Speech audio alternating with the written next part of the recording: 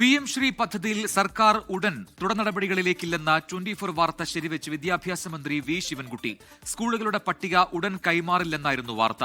PM Shri പദ്ധതിയുടെ fund കേരളത്തിന് വേണ്ടെന്ന് മന്ത്രി പറഞ്ഞു. അതേസമയം നയപരമായ തീരുമാനത്തിന് ശേഷം മാത്രമേ PM ശ്രീയിൽ തീരുമാനമെടുക്കാവൂ എന്ന നിയമവകുപ്പിന്റെ ഉപദേശം മറികടന്നാണ് വിദ്യാഭ്യാസ വകുപ്പ് ധാരണാപത്രത്തിൽ ഒപ്പിട്ടത്. നിയമോപദേശത്തിന്റെ പകർപ്പ് 24 ലഭിച്ചു. PM ശ്രീ പദ്ധതിയിൽ ഒപ്പിട്ടെങ്കിലും തുടർ നടപടിയായ സ്കൂളുകളുടെ പട്ടിക കൈമാറുന്നതടക്കം ഉടൻ നടപ്പാക്കില്ല. സംസ്ഥാനത്തെ സ്കൂളുകൾക്ക് PM ശ്രീ പദ്ധതിയുടെ ഫണ്ട് വേണ്ട.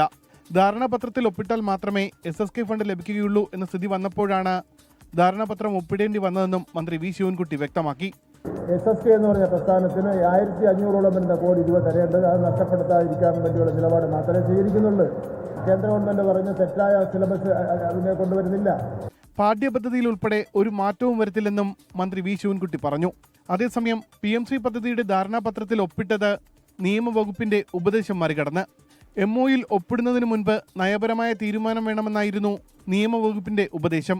PM ശ്രീ നടപ്പാക്കിയാൽ ദേശീയ വിദ്യാഭ്യാസ നയം അതേ രീതിയിൽ നടപ്പാക്കേണ്ടി വരുമെന്നും ഈ ഉപദേശത്തിൽ നിയമവകുപ്പ് മുന്നറിയിപ്പ് നൽകുന്നുണ്ട്.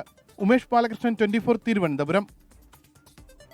ലോകത്തെവിടെയായാലും ഏത് സമയത്തും 24 വാർത്തകളും ഓഗ്മെന്റഡ് റിയാലിറ്റി പാക്കേജുകളും എക്സ്പ്ലെയിനറുകളും വിശദമായി കാണാൻ ഞങ്ങളുടെ YouTube ചാനൽ നിങ്ങൾക്ക് സബ്സ്ക്രൈബ് ചെയ്യാം.